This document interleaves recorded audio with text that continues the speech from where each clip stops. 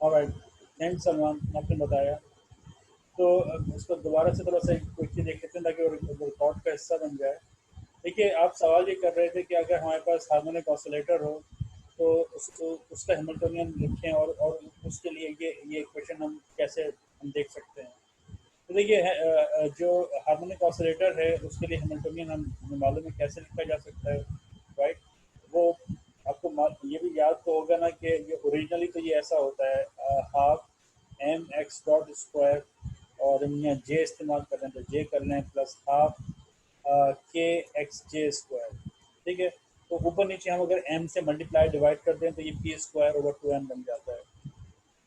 तो जब हम इसका कम्यूटेटर सॉल्व करेंगे तो हमारे पास commutator p j comma h equal to p dot j जवाब आना चाहिए।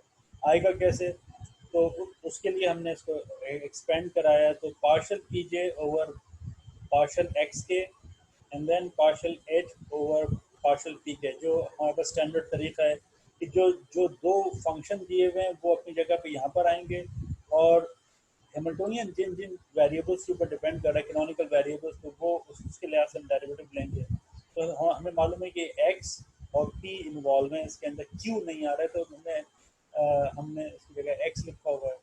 तो एक दफ़ा हमने जो पहला फंक्शन है उसका डेरिवेटिव हम जो हमारे पास x कोऑर्डिनेट है उसके लिहाज से हमने लिया, और फिर partial h by partial p k किया, minus partial p j over partial p k and then partial h by partial x k. तो चूंकि ये मोमेंटम का डेरिवेटिव एक्स के साथ है तो आउटराइट जीरो है, इस पर तो बात ही नहीं हो सकती। ठीक है, क्योंकि ये दो इंडिपेंडेंट वेरिएबल्स हैं। अब बात रह गई इसकी, तो ये पार्शियल पीजे ओवर पार्शियल पी के है तो उसकी जगह हमने क्रॉनिकल डेल्टा लिख दिया, और ये जो हमारे पास partial h by partial x k है, तो ये बुनियादी तौर पर कुछ भी नहीं है, कि हैमिल्टन्स इक्वेशन ऑफ मोशन है, जो कि हमने दो इक्वेशंस पढ़ी हैं, वो ये कैनोनिकल इक्वेशन ऑफ मोशन। तो ये हिस्सा आप देखें कुछ भी नहीं है, क्योंकि partial h by partial p j हमारे पास partial h by partial x k लिखा हुआ है, it is nothing but j k. और यहाँ पे हमारे पास जो है पी के डॉट आ गया, और जब हम जे को के बराबर करेंगे और ये माइनस माइनस प्लस हो गया, तो ये पी डॉट जे जवाब आ जाएगा हमारे पास। ठीक है, जो हमने वहाँ पे लिखा हुआ है। और हम यहाँ से इसकी वैल्यू भी हम जो है वो निकाल सकते हैं अगर निकालना चाहें, राइट। Sir yes. सर ये मतलब हमने पॉइसन ब्रैकेट्स को एक्सपेंड करा दिया। हाँ अगर हम सर डायरेक्ट जैकोबीज आइडेंटिटी यूज करते हैं तो फिर भी हम सॉल्व कर सकते हैं ना इसको? नहीं बेटा, जैकोबी आइडेंटिटी यहाँ पे कैसे इस्तेमाल करोगे? जैकोबी आइडेंटिटी के लिए आपके पास तीन तीन फंक्शन होने चाहिए ना, अगर साइक्लिकली परम्यूट हो तो जवाब जीरो होगा।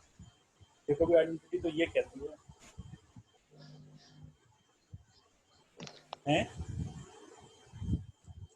आपको याद है ना जैकोबी आइडेंटिटी तो सर मतलब हाँ। सिंगल के लिए नहीं हो सकता है? नहीं तो बेटा, ये तो देखो तो सही ना कि जैकोबी आइडेंटिटी है क्या। देखो, अगर यहाँ पे आओ, जैकोबी आइडेंटिटी तो ये है ना। सर मैं कह रहा हूँ ना कि यहाँ क्या? पे हमारे पास जो एच है ना सर, हाँ सर ये हाँ, ठीक है। तो सर कोई मतलब कोई और प्रॉपर्टी अगर हम यूज करें लेकिन एक्सपेंड ना करना पड़े हमें।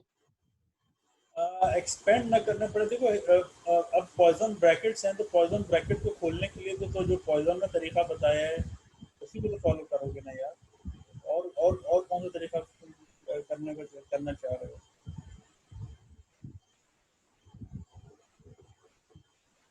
देखो, जब तुम क्वांटम मैकेनिक्स में सर इस्तेमाल मैं कर। ये कह रहा हूँ ना कि अगर पीजे के साथ हम एच हैमिल्टोनियन की वैल्यू लिखे और इस पे प्रॉपर्टी अप्लाई करते तो आंसर नहीं आएगा हाँ फिर? हाँ, बिल्कुल आ सकते हैं। आप ये चाह रहे हैं, मैं समझ गया आप क्या कह रहे हैं, एक मिनट रुकिएगा।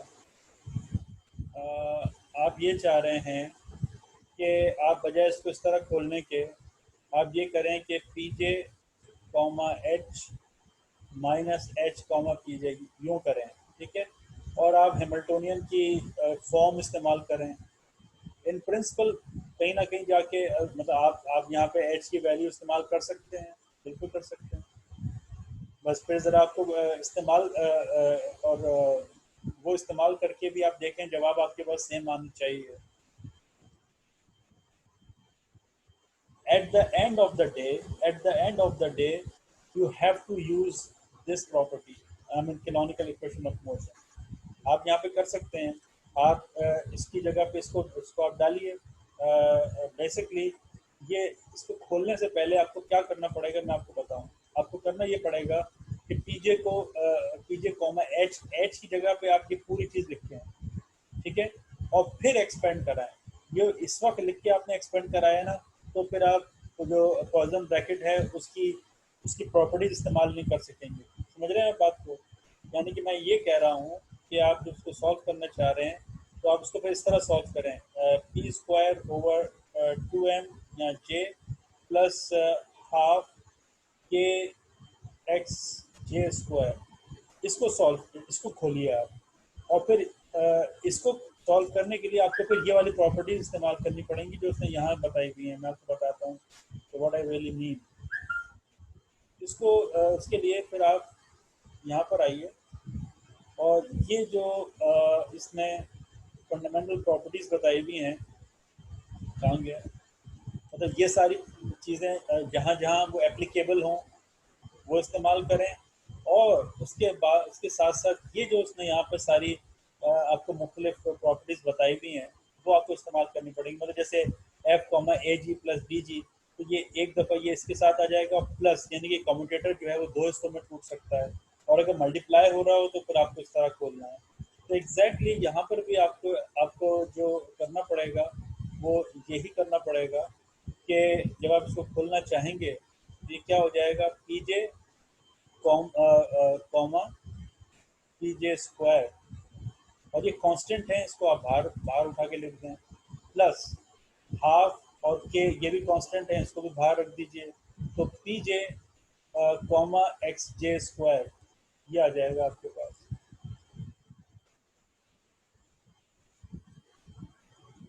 समझ रहे हैं आप बात को? यस यस सर, ये ठीक है, बिल्कुल सही है सर। Yes sir. हाँ, इस तरह करके करना पड़ेगा आपको। Yes sir, thank you sir. लेकिन जवाब एक ही निकलना चाहिए।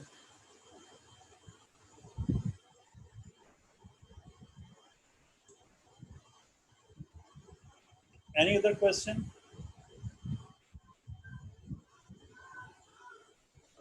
सर वो एलएमएस के बारे में और नहीं आ गया मेरा ओपन। सर साहब बात कर रहे हैं आप? एमएससी के हैं आप? जी जी सर। नहीं वो उसके हैं, बीएस के हैं आप?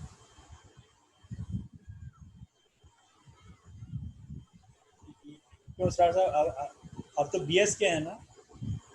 यस सर, बीएस का हूँ। यार ये एलएमएस के मसाइल चल रहे हैं, शोएब साहब ने मुझसे कहा था कि हम दोनों साथ चलते हैं। इत्तेफाक ऐसा है कि शायद शोएब साहब के दांत में बहुत तकलीफ चल रही है, तो बेचारे बोल भी नहीं पा रहे थे। राम सर। हाँ, तो मेरा ख्याल है कि हम सलाम सर। वालेकुम सलाम, मैं ज़रा इनकी बात का जवाब दे दूँ।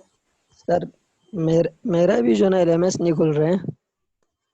क्या वजह है? तुम बीएस के हो, बीएस को ना, तो क्या प्रॉब्लम क्या हो रही है? मोहम्मद इकबाल। क्या प्रॉब्लम हो रही नहीं है? खुल रहे।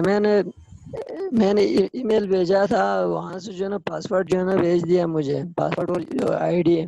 हाँ, मैंने जो ना वो लगा कि ठीक किया तो नहीं खुल रहे, बिल्कुल नहीं खुल रहे, एरर आ रहे। यार एक काम करो कि ये इसरार साहब, आप भी, और मोहम्मद इकबाल साहब, आप ये ईमेल ज़रा मुझे भेज दीजिए। आपने वहाँ तो भेजी होंगी, तो और इसके स्क्रीनशॉट्स वगैरह जो आप मुझे भेज रहे हैं, बजाय इसके आप मुझे ईमेल पे ज़रा भी भेज दीजिए, ताकि वो ईमेल ज़्यादा एक तरह से ऑथेंटिक होती है, रिकॉर्ड बन जाता है, तो मैं उन लोगों से बात करूँ। ऐसे बहुत सारे मसले आ रहे हैं एलएमएस पे, मुझे मालूम है, तो इनको संभाव हमें भारत हल ठीक है, करना है। प्लीज़ इसको मुझे भेज दीजिएगा। सर आपको ईमेल ठीक भेज है दूंगा सर। ना। हाँ प्लीज़ मुझे ईमेल भेज दीजिए, और आपका जो मैसेज आया था वो, और जो मेरा एरर आ रहा है वो आप दोनों भेज दीजिए मुझे तस्वीरों के साथ। Okay sir. हाँ, thank you. Any other question?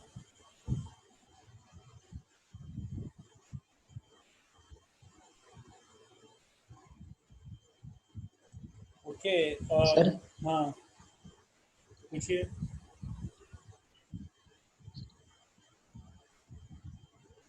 आगे भी तो पूछो भाई।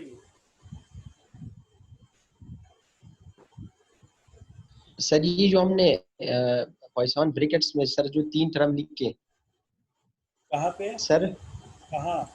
सर यहाँ पे जो स्क्रीन में नजर जो आ रहा है, हाँ हाँ ठीक है ठीक है। सर दोनों के लिए हम काम कर सकते हैं या नहीं, सिंगल के लिए हमें काम करना पड़ेगा? तो मतलब दोनों से के क्या एक्स मुराद वाला है? तो जीरो हो जाएगा ना। के एक्स वाला? देखो के तो पी कांस्टेंट है, उसको तो बाहर निकाल दो।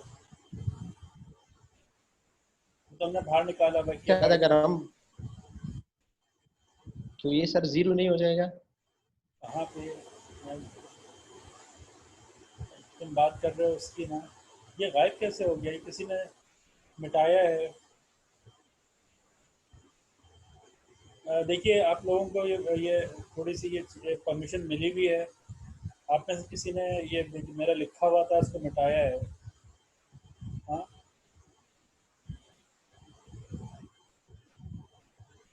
अदरवाइज कहाँ गया वो? हाँ।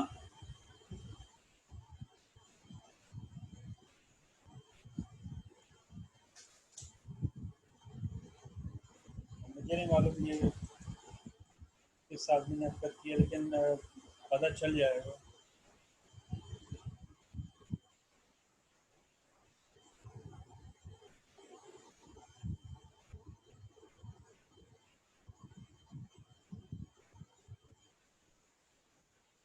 एनीवे, दोबारा देखिए, एक बात याद रखिएगा कि जो हम यहाँ पे इक्वेशन ऑफ मोशन जो हम इस्तेमाल कर रहे हैं, बेहतर ये है कि आप इसमें हैमिल्टोनियन को आप पूरा पूरा ही इस्तेमाल करें। और जिस तरीके से ये इक्वेशन 5.50 ए लिखी हुई है, वहाँ पे उसने क्यू जे इस्तेमाल किया है। तो आप यहाँ पर भी क्यू जे की जगह आप जो भी फंक्शन इस्तेमाल करना चाह रहे हैं आप वो इस्तेमाल करें। और उसके बाद इसको एग्जैक्टली ऐसे ही खोलें तो आप हर चीज़ हर तरह से कंसिस्टेंट रहेंगे। अदरवाइज इनकन्सिस्टेंसीज जो है जनरेट हो सकती हैं। तो बेहतर ये है कि आप अगर आगे वेरी गुड। तो आप बेहतर ये है कि बजाय यहाँ पे इस पूरी चीज़ लिखने के, अगर आप यहाँ पे हैमिल्टोनियन इस्तेमाल करें तो वो शायद जो है वो सही रहेगा। अदरवाइज ये इनकन्सिस्टेंसीज जनरेट हो सकती हैं, क्योंकि ये पूरी चीज़ ज़ीरो हो जाएगी। क्योंकि ये जो चीज़, ये जो हमारे पास पहला कम्यूटेटर लिखा हुआ है, ये कुछ भी नहीं है सवाए इसके कि पीजे कॉमा पीजे आपने एक दफ़ा उसको बाहर निकाल दिया, प्लस पीजे कॉमा पीजे, और ये वाला जो पीजे दो थे ना, उसमें से एक पीजे यहाँ आ जाएगा। तो ये दोनों कम्यूट कर जाएंगे, तो ये पूरा हिस्सा ज़ीरो हो गया। तो फिर आपके पास ये बचेगा, जिसको भी आप एक दफ़ा एक्स के साथ और फिर एक दफ़ा एक्स के साथ रखेंगे। तो वो फिर क्या होगा कि जवाब आपके पास सिंपल, क्योंकि ये एक्स और पी एक्स यानी कि एक्स जे और पी जे ये कैनोनिकल वेरिएबल हैं और सेम इंडेक्स के साथ आ रहे हैं, तो ये वन हो जाएगा। तो ये आपके पास जवाब सिर्फ के आ जाएगा, क्योंकि ये टू, ये अच्छा हाँ, नेगेटिव के आ जाएगा क्योंकि ये उल्टा लिखा हुआ है, एक्स पी जे के बजाय ये पी जे एक्स लिखा हुआ है। तो ये चीज़ दुरुस्त नहीं है। इस पूरी चीज़ की जगह आप जो है वो हैमिल्टोनियन ही इस्तेमाल करें आप। और हैमिल्टोनियन इस्तेमाल करके जो हम जानते हैं तरीका, कि ये अगर आपके पास पी जे लिखा हुआ है तो आपको इसको एक्स जे मतलब एक्स के और partial H by partial p k और minus partial p j over partial p k और partial h over partial x के। ये ये इसका सही तरीका है इन इन ब्रैकेट्स को खोलने का, अगर आपके पास हैमिल्टोनियन मौजूद है तो फिर ये मामला हल हो जाएगा। सर इसके लिए हैमिल्टोनियन जो है एक्स और वाई के टर्म में लिखना पड़ेगा? देखो यकीनी तौर पे उसकी वजह ये है कि तो हमारे पास हैमिल्टोनियन जो है वो फंक्शन है किसका, क्यू और पी का, इसका ही फंक्शन है ना। तो इसका मतलब है कि तुम्हारे पास अगर तुम लिखोगे तो तुम्हारे पास हैमिल्टोनियन एक्स पी एक्स का फंक्शन होगा, या y पी वाई का z पी जेड का उसका ही फंक्शन होगा ना, क्योंकि तुम्हें जो पॉइसन ब्रैकेट की डेफिनेशन है वो बहरहाल ये है कि अगर तुम्हारे पास जो पहला फंक्शन है, जो तुम्हारे पास f1 है वो यहाँ लिखा हुआ है और जो f2 है वो यहाँ लिखा हुआ है, जब तुम इसको खोल रहे हो तो partial f1 over partial let's say qi या qj और partial f2 over partial pj minus partial f1 over partial pj और partial f2 over partial qj, ये पॉइसन ब्रैकेट की जो डेफिनेशन है। तो जो भी फंक्शन यहाँ होगा वो यहाँ और यहाँ आ जाएगा, और जो भी f2 फंक्शन होगा वो यहाँ और यहाँ आ जाएगा, और फिर हमें उनके डेरिवेटिव्स लेने हैं। ये मतलब है इस पूरी चीज़ का, समझ रहे हो? यस सर, सही है।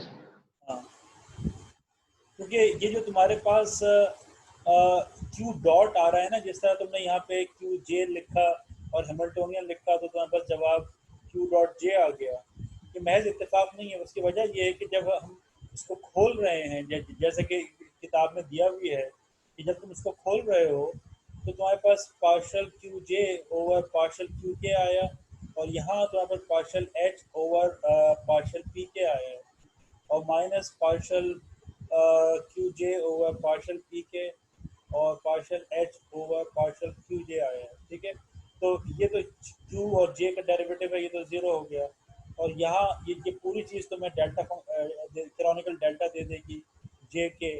तो ये जो तुम्हारे पास partial h over partial p k है, राइट, ये दरअसल क्या है, ये वो है Hamilton equation, canonical equation of motion है। तो ये पूरी चीज़ लिखी जा सकती है क्यू डॉट के, और जब तुम यहाँ जे और के को बराबर करोगे तो this is nothing but q dot j और k whatever you want to write, depend करेगा कि उल्टे हाथ का तुम ब्रैकेट में क्या रखा हुआ है, जे या के, तो वो इस तरह आएगी। तो यहाँ पे चूंकि हम ultimately canonical equation of motion इस्तेमाल कर रहे हैं, तो वो उसी सूरत में हो सकती है कि हम एच की फुल फॉर्म इस्तेमाल करें, रादर ये कि हम उसको खोलें और उसको इन टर्म्स ऑफ एक्स और पी एक्स, एक्स और मतलब उसको जनरलाइज कोऑर्डिनेट्स और मोमेंटम के फॉर्म में लिखें, हम एच को पूरा इस्तेमाल करेंगे और वो फिर उसकी कैनोनिकल इक्वेशन ऑफ मोशन बन जाएगी। अगर यहाँ पे जे और के इक्वल नहीं होते तो जीरो हो जाएगा ना? कहाँ पे? ये यहाँ जे और के, ऑफ कोर्स ये ऐसा ही है ना कि आपने partial x by partial y लिया, अगर एक्स और वाई दो इंडिपेंडेंट कोऑर्डिनेट्स हैं तो जीरो हो जाएगा। हमारे पास तो नॉर्मल जैसे d y by d x करते हैं, नॉन जीरो इसलिए आता है कि y is a function of x, इसलिए नॉन जीरो आता है, अदरवाइज तो जीरो हो जाएगा। यहाँ पर क्यू और क्यू जे और क्यू के कोऑर्डिनेट्स हैं, इंडिपेंडेंट कोऑर्डिनेट्स हैं ना, तो जब जब तक के क्यू जे और के बराबर ना हो, यानी कि आप एक ही डायरेक्शन की बात ना कर रही हो, यानी कि एक्स का डेरिवेटिव एक्स के साथ ना हो, अदरवाइज तो जीरो हो जाएगा। ठीक है, क्योंकि ये डायरेक्शंस है ना, ये कहिए कि कोऑर्डिनेट्स हैं। हम जो आमतौर पर d y by d x कर रहे होते हैं वहाँ तो y is a function of x, क्योंकि ये बड़ा फर्क है ना, क्योंकि आम जिंदगी में हम जो करते हैं y is a function of x के तौर पे हम कह रहे होते हैं कि एक्स स्क्वायर है तो हम उसका डेरिवेटिव ले लेते हैं, बट यहाँ पे जो हम कहें फर्ज करें कि partial x by partial y is zero, उसकी वजह ये है कि एक्स और वाई दो इंडिपेंडेंट कोऑर्डिनेट्स हैं, तो जो एक्स डायरेक्शन में हो रहा है उसका असर वाई डायरेक्शन में क्या पड़ेगा, तो वाई डायरेक्शन में वो चेंज इन एक्स कांस्टेंट है तो जीरो है, कोई चेंज नहीं है उसमें।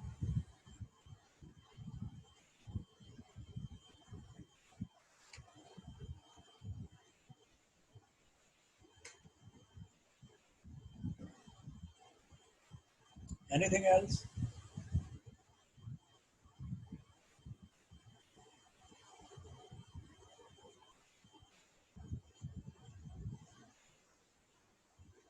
सर जी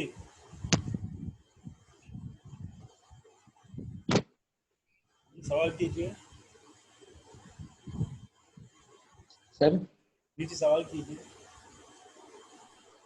सर मतलब जब हम पॉइसन ब्रैकेट को एक्सपेंड कराते हैं तो इसका मतलब है मेन हमने डी जो पार्शियल एच और पार्शियल पी इस पे हमने फोकस रखना है।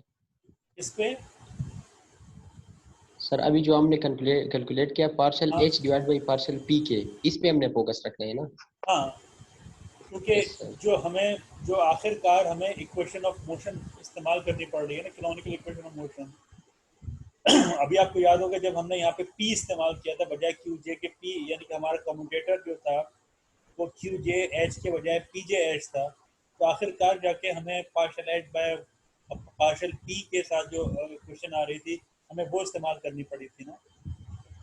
बिल्कुल इसी तरह यहाँ पर भी यही है, क्योंकि जो क्यू और पी के जो आपस में डेरिवेटिव्स हैं वो तो ज़ीरो हो जाएंगे, तो पी का पी के साथ डेरिवेटिव बचेगा और उसके साथ पार्शल एच बाय पार्शल जो है वो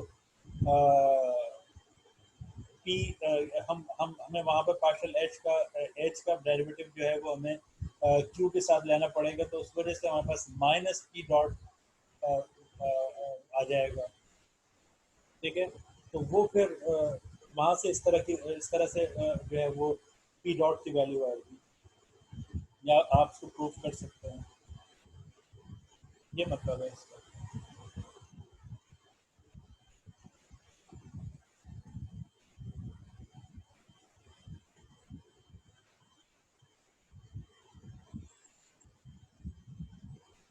Any any other question?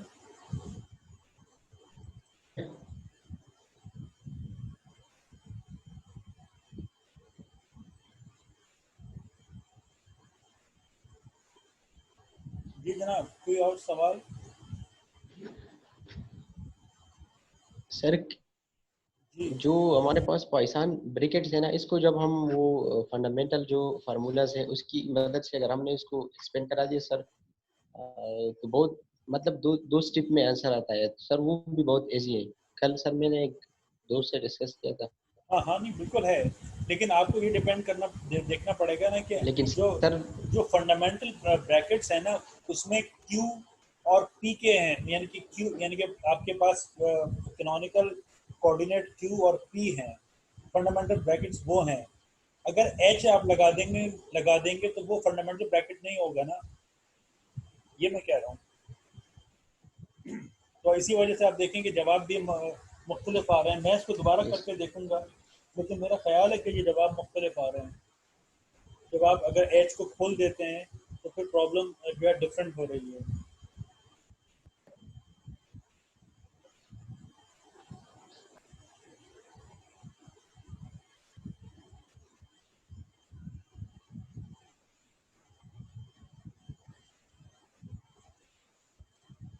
जी जनाब,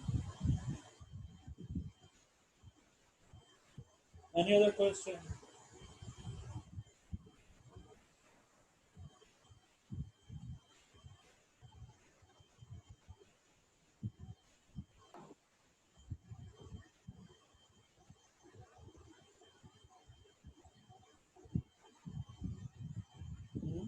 बस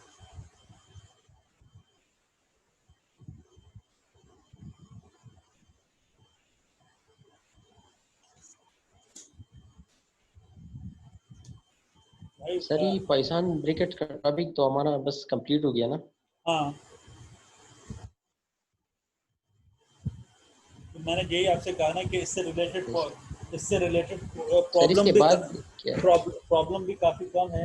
तो इसकी जो फंडामेंटल प्रॉपर्टीज़ जो इसमें दी हुई हैं किताब में वो आप ज़रूर कीजिए। और आप देख सकते हैं कि इसने चाओ के जो क्वेश्चन नंबर 10 है उसमें इसने इसी तरह की चीज़ें प्रूव कराई हुई हैं, तो वो प्लीज़ आप कर लीजिए। मैं आज इंशाल्लाह आपको जो होमवर्क है हैमिल्टोनियन से रिलेटेड वो मैं आज दे देता हूँ। तो इस तरह के सवाल आते हैं, कोई इसमें ख़ास इतनी मुश्किल चीज़ें नहीं हैं। अगर आपको एक दफ़ा ये सॉल्व करना आ गया ब्रैकेट खोलना, तो वो फिर आप बहुत आसानी के साथ कर सकते हैं, वो कोई ऐसी बात प्रॉब्लम की बात नहीं होगी।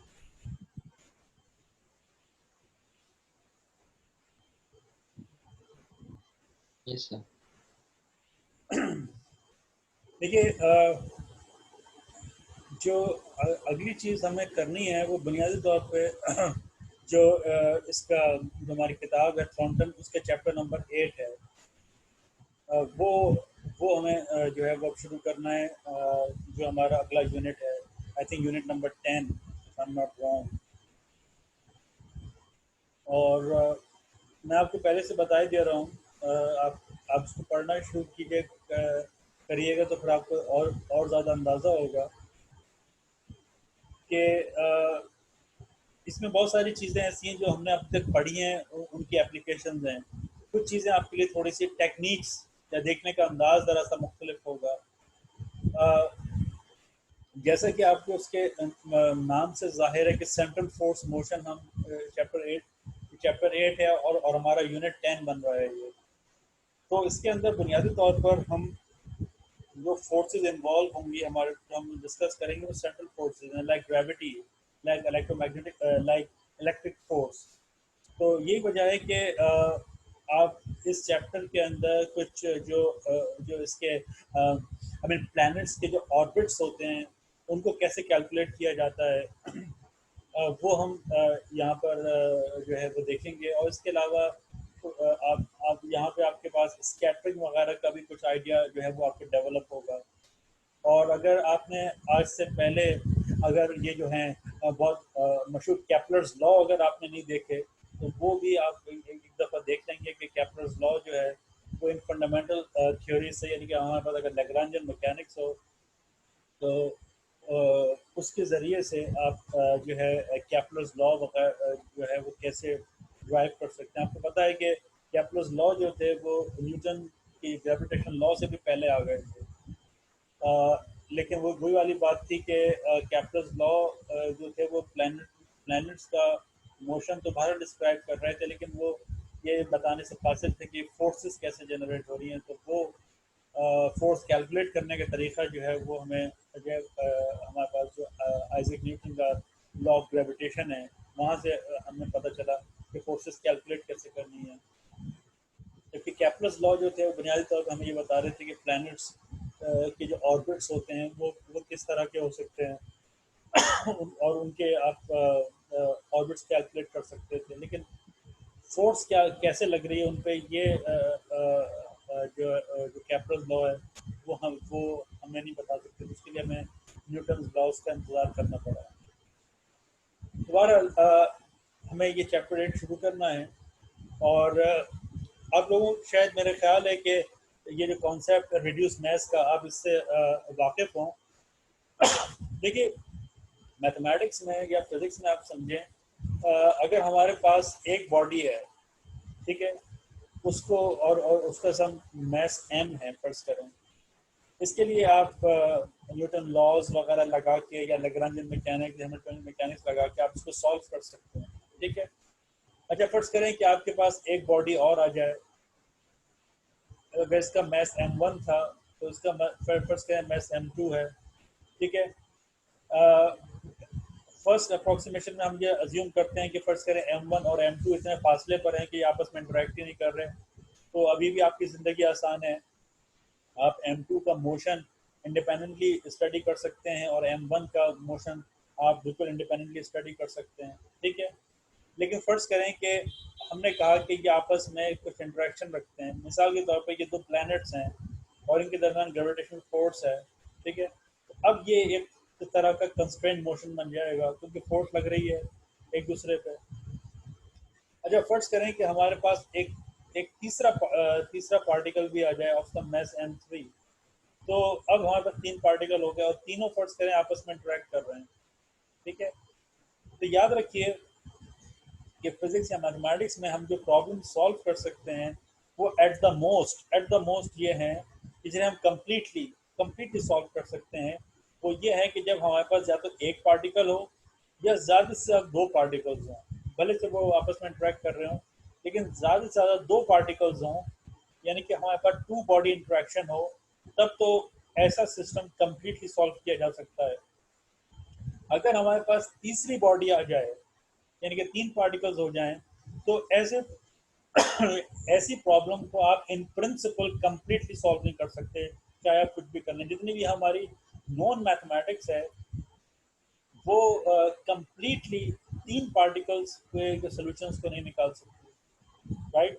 या तो आप बहुत सारे पार्टिकल्स आप लें और उनके ऊपर आप उनको एवरेजिंग करके आप मसला हल करें, तो एक अलग चीज़ है।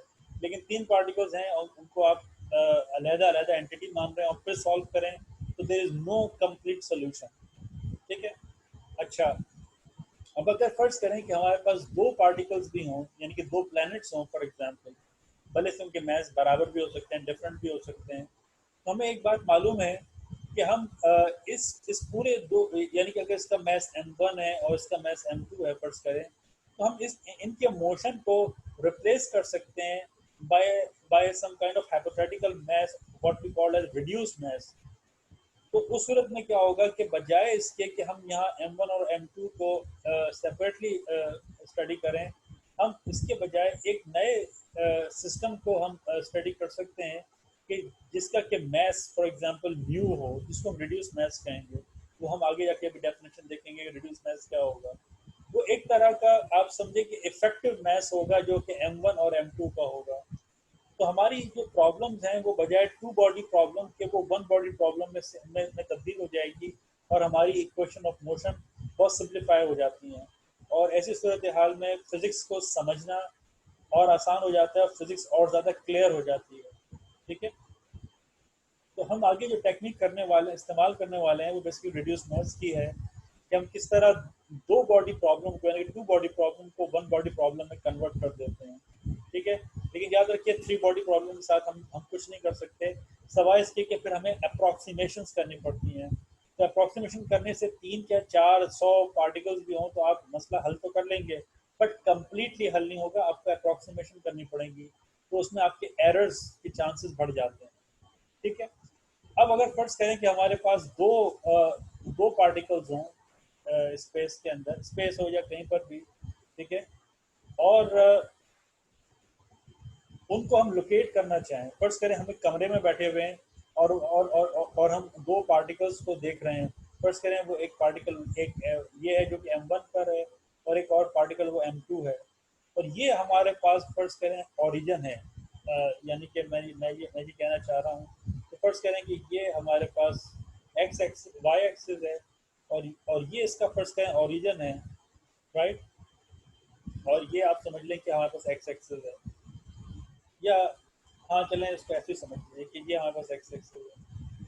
ठीक है? तो उसके उस ओरिजिन के लिहाज से आप R1, R2, R3 जितने भी पार्टिकल्स हों आप उनको लोकेट कर सकते हैं और फिर उनका एक कॉमन सेंटर ऑफ मास होगा जो कि आप लोकेट कर सकते हैं। ठीक है? तो ऐसे व्यू को हम लेफ्ट व्यू भी कहते हैं कि आप सिस्टम का हिस्सा नहीं है और सिस्टम के बाहर बैठे हुए हैं और इन 2 पार्टिकल्स को आप लोकेट कर रहे हैं। तो ओरिजिन से यहाँ तक का फासला R1 है, ओरिजिन से यहाँ तक का फासला R2 है। ठीक है? और ये कैपिटल R जो है वो सेंटर ऑफ मास को जाहिर कर रहा है कि सेंटर ऑफ मास यहाँ लोकेट करता है। ठीक है? और एक और डिस्टेंस भी हो सकता है जो कि डायरेक्टली डिस्टेंस होगा M1 और M2 के दरमियान, उनको हमने R कह दिया। ठीक है? अब चूंकि हम इस बारे में इंटरेस्टेड नहीं हैं कि और हम ये फर्ज करें, हम ये अज्यूम कर रहे हैं कि ये पार्टिकल फर्ज करें रिवॉल्व कर रहे हैं, राइट? कोई पीरियोडिक मोशन कर रहे हैं, तो ऐसी सूरत हाल में इनके पास स्फेरिकल सिमेट्री होगी और उनकी उस वक्त ओरिएंटेशन इतनी इंपॉर्टेंट, मतलब उनकी ट्रांसलेशन मोशन इतना इंपॉर्टेंट नहीं होगा। मतलब ट्रांसलेशन मोशन से क्या मुराद है कि मैंने इस पूरे सिस्टम को उठाया और उठा के मैं यहाँ ले जाऊँ, उठा के यहाँ रख दिया, इट डजेंट मैटर। जो चीज़ इंपॉर्टेंट है और ज़्यादा इंटरेस्टिंग है वो इन पार्टिकल M1 और M2 का ऑर्बिटल मोशन है। तो ऐसी सूरत हाल में मेरे पास एक तरह की स्फेरिकल सिमेट्री है। ये पार्टिकल M1 और M2 किसी भी एंगल पे हो सकते हैं, बट उनके जो आपस के फासले हैं वो इंपॉर्टेंट है। तो इसको एक और आसान बनाने का तरीका ये है कि बजाय इसके कि मैं इसको लेफ्ट फ्रेम में देखूं और मुझे R1 और R2 इस्तेमाल करना पड़े इस तरीके से, जैसे कि यहाँ फिगर नंबर 81A में दिया हुआ है, इसकी वजह मैं क्या करूँ कि मैं सेंटर ऑफ मास फ्रेम में जाके बैठ जाऊँ। उस वजह से क्या होगा, ये पूरा R ही 0 हो गया क्योंकि मैं बजाय यहाँ बैठने के मैं यहाँ जाके बैठ गया। अब ये R1 फासला है और ये R2 फासला है। ठीक है? अब ये जो हमारे पास 2 बॉडी इंटरेक्शन हो रहा है M1 और M2 का, it can be reduce to a 1 body problem के फर्ज करें और उस जो नई बॉडी हम अज्यूम कर रहे होंगे उसका मास फॉर एग्जांपल म्यू के तौर पे हमने, ठीक है। तो ये जो टू बॉडी प्रॉब्लम है ये सिंगल बॉडी यानी वन बॉडी प्रॉब्लम में चेंज हो जाएगी, ठीक है। अब हमारे पास चूंकि 1 मिनट रह गया है तो मैं इससे ज़्यादा शायद और ज़्यादा इलस्ट्रेट ना कर सकूं क्योंकि टाइम कम है हमारे पास, ठीक है। तो मैं इसको क्विकली थोड़ा सा और आपको बता रहा हूँ, फिर आप ज़रा सा पढ़िएगा, फिर हम अगले सेशन में इसको मज़ीद डिस्कस करेंगे। क्योंकि आप देखें कि आपको याद होगा कि अगर आपको याद नहीं भी, अगर आपको फर्स्ट सेमेस्टर की मैकेनिक्स याद नहीं है जो आपने एलईडी में पढ़ी है, तो आप जो चाव की किताब है, ये तो मैं उसको जो हमारे पास जो मेन बुक है हमारे थॉर्नटन की, उसको फॉलो कर रहा हूँ। लेकिन अगर आप एक लम्हे को चाव भी देखें तो उसने ये आपको बताया हुआ है कि जो लोकेशन है, ये जो आर जो सेंटर ऑफ मास को लोकेट करते हैं, उसका फॉर्मूला ये होता है कि m1r1 प्लस m2r2, ठीक है, divide by m1 plus m2, ये होता है। तो अगर हम फर्ज करें r को 0 ले रहे हैं राइट, हम बजाय लेफ्ट फ्रेम के सेंटर ऑफ मास फ्रेम में जा रहे हैं, इसका मतलब है कि r 0 है, ठीक है। इसका मतलब है हमारे पास जो इक्वेशन बच रही है वो m1r1 plus m2r2 is equal to 0 बच रही है, क्योंकि r 0 है, ठीक है। तो ये इक्वेशन हमारे बहुत इंपॉर्टेंट है जो उसने आगे जाके लिखी है, और वो हम जो है आगे जाके